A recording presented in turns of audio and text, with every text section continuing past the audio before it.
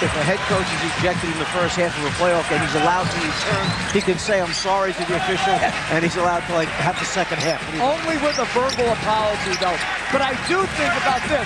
I'm not sure there should be a foul-out rule in basketball. It doesn't make any sense to me. Roger Bell able to finish. See, I would have thought you'd accept a written apology. No, it's got to be verbal, he said. It's got to be verbal. It's got to have with meaning. You have to bring your parents in, probably. Right. Jeff has many creative thoughts on that subject. Here's Duncan. So the Spurs now lead 69-46 with a minute gone by in the third. Finley for three, yes. Michael Finley from downtown, down to 6 of 17 from beyond that three-point line. Spurs just 1 for 7. Jackson finding Robinson. Let's check in with Craig Sager. Craig. Well, Marv, some people may be criticizing Joey Crawford for ejecting Don Nelson in the first quarter of a playoff game, but I talked to Joey at halftime. He said that his job, his approach to officiating has not changed, whether it's a regular season game or the NBA Finals. He said, my job is to do the same, no matter what game it is. He said, the first technical, he deserved. I told him to sit down. He said, no, he tried to shut me up, so I ejected it. And as for Joe Harris, he wanted to get thrown out. He even told me he did, and he came out on the court. So it was an easy decision. Darryl. All right, thanks, Craig. What a sequence defensively for Dallas, leading to that fast break bucket. You guys agree with what Joe Crawford had to say? Well, I agree with the refereeing part that it's similar but not the same because the stakes are so much higher as we see Nowitzki knock it down. The stakes are higher for both teams, and I just think it's not about showing up an official. It's about having it called in a fair and impartial manner, which he does very well, but I just don't like ejections. I just don't. Jackson. And a loose ball foul is on the Spurs. That's 3 on Duncan. Tim Duncan has had a number of offensive rebounds. He's long, he keeps his arms up high. This time he tries to reach up over the top, but gets a little bit too much body that time, reaching in for the second shot attempt. Jeff, you mentioned about it's not about showing up, and I agree with you 100%. How is a coach supposed to get his message across if he's not happy with the way the fouls are going? Finley with the jumper off the foul line area and missing that one. How do you show the official your displeasure if you don't want to rant and rave and kick things and throw clipboards on the ground? If you just stand there, that's sending a message. And the official, I think, has to understand that to a certain extent. Well, the problem is coaches haven't officiated and officials haven't coached, and neither one knows the dynamics and the pressures that the other one feels. There should be a new program I knew that was coming. Where coaches have to officiate and officials have to coach. And I can. No, but I'm serious about the idea that they don't understand. I don't think an official understands how one game can decide a coach's fate. Whether he keeps his job, where he loses his job, where a season can end. I just don't think they understand that, because if they make a bad call and have a bad game, there's no repercussions other than they know they didn't do a good job. And I can see Jeff as the organizer of that annual summer seminar. If you and I could broadcast it, it'd be like our big summer night classic that we did for Magic many moons ago. All right, here's Finley putting the move on Bowen.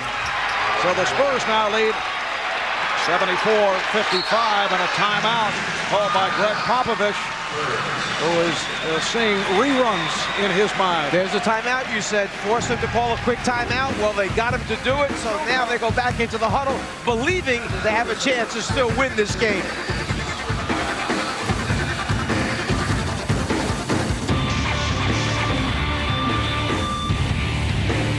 TNT's exclusive coverage of the NBA Western Conference Finals is brought to you by Hyundai. When your car comes with America's best warranty, you win.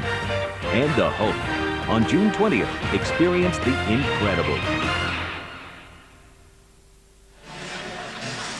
San Antonio Spurs have led by as many as 24. The Dallas Mavericks cutting into that lead. The NBA Coach of the Year, Greg Popovich, who late first quarter saw his good friend Don Nelson ejected, hit with consecutive technical fouls by Joe Crawford.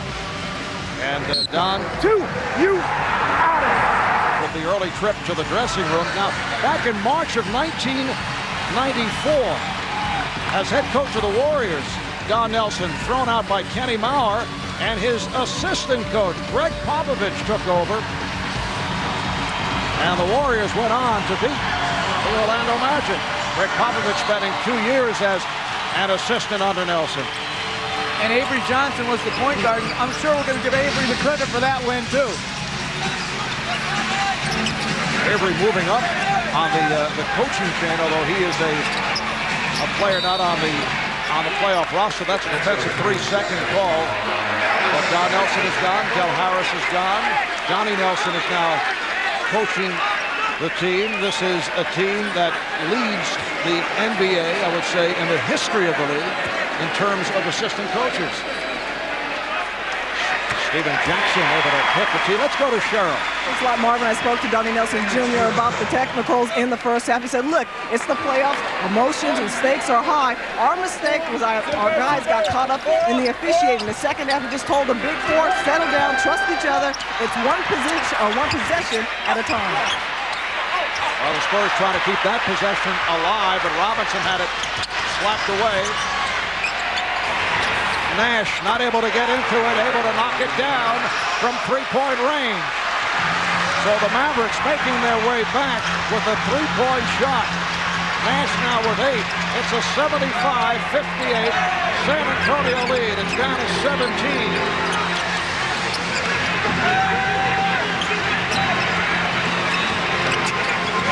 Parker fouled by Nash. And Parker will shoot 2. The Spurs have done the job at the line tonight, 28 of 31. You know, you look at the fouls called in the first half, 14 on Dallas, 11 on San Antonio, so that's certainly a close situation, but San Antonio went to the line 28 times and Dallas just 11. You can't always rely on that, however, as a statistic that really holds strong value, because oftentimes one team gets into the bonus much earlier than the other team does. You wind up picking up a lot of extra free throw attempts. Then the other team picks up some fouls towards the end of the quarter, which makes the personal foul total look close to each other. Yes, it's when the fouls are called. Nowitzki thought he was running through by Duncan. And here's Parker with Duncan ahead of the field. Parker takes all the way. There's the Tony Parker teardrop. Dallas tries to break right back. San Antonio able to get back defensively, and they'll jump it up. Jackson and Nash on a jump ball. And things are testing once again. Steve Nash, Stephen Jackson being kept away by teammates.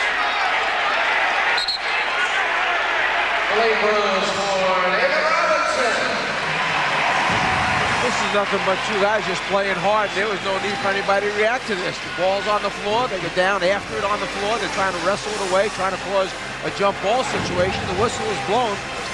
Just walk away. And the Spurs control the jump.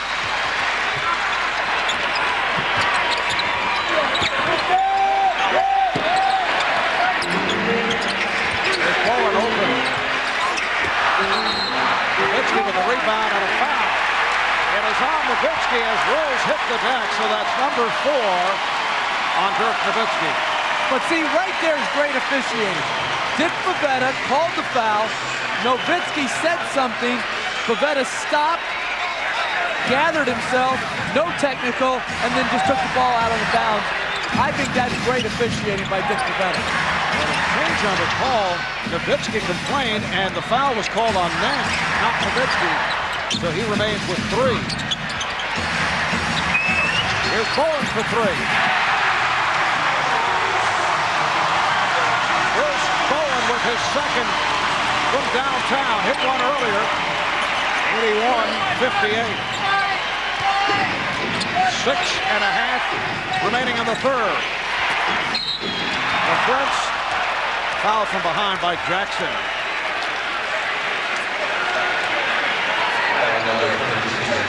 San Antonio has had trouble holding on to leads in the postseason.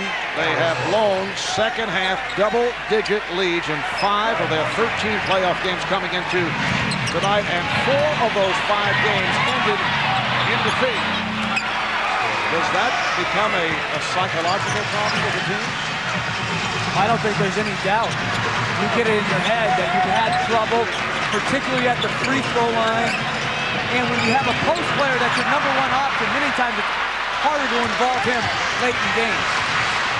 Nash kicks it out. Van Exel passing on the 3. Played tightly by Parker. Here's Van Exel. Nick Van Exel with a strong move. That's his first field goal. He had missed his previous 4. It's down to 19. Jeff, I know you have to be concerned about fouls, but will they go after Bowen now and start fouling him again to try and cause that momentum shift that they had in game #1? Although in this case, isn't it Dallas that has the momentum? Jackson from downtown. No, it's San Antonio because of the 3. All right, Nowitzki. Prior to the 3. Okay. I just want to try and be accurate, that's all. Accuracy is all concerned here. I know you live in the present. React to that particular 3, yes. You know, that's where he's taken a page out of Phil Jackson's Zen book, is that he's living in the present. He doesn't look back and he doesn't look forward. He focuses in on right now. Nowitzki now 4 for 4 at the line. Well, the momentum is shifted back again. Nowitzki just made a free throw.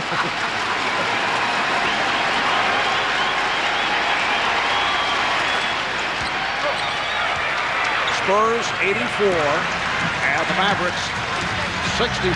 Coming up on 5 minutes remaining third quarter. Game 2 of the Western Conference Final Series. San Antonio looking to tie it at 1 as they head back to Dallas for game 3 on Friday. Shot clock down to 4. And pass off the mark. And Finley puts a move on Bowen. Has to give it up. An excellent Nash in the backcourt. Nowitzki, LaFrentz, and Finley up front. Bowen on the rebound. Van Exel not able to get going. That was the case Monday night in game 1. He was only 3 of 12 from the field. Foul is called on Rose. It's an offensive foul as he pushed Nowitzki. You'll see Rose goes to set the screen. He's trying to move over towards the ball. Nowitzki put his body between the offensive man and the basketball, took the charge. 4 on Rose. Rebound is knocked away from Rose by Finley. Here's Finley for 3. Yes! Michael Finley from downtown. He now has 24. It's down to 17. San Antonio has led by as many as 28. We're coming up on 4 minutes remaining in the third.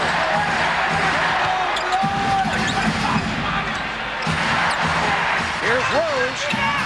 Rebounded by Finley.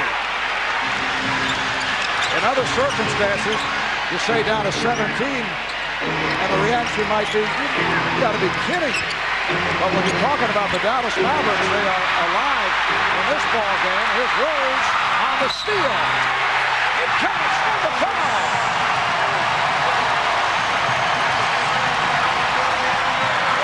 Guy who did a great job on that was Malik Rose. He anticipated the throwback.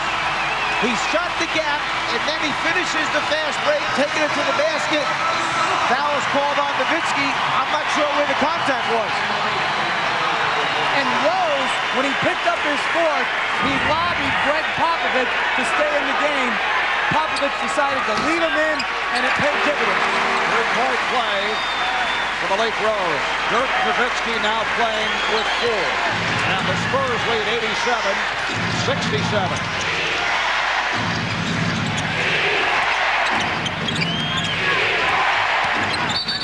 Went behind the back, and he was fouled, blocked out by Parker. 4th team foul. on the Spurs, second on Parker. It's a non-shooting affair.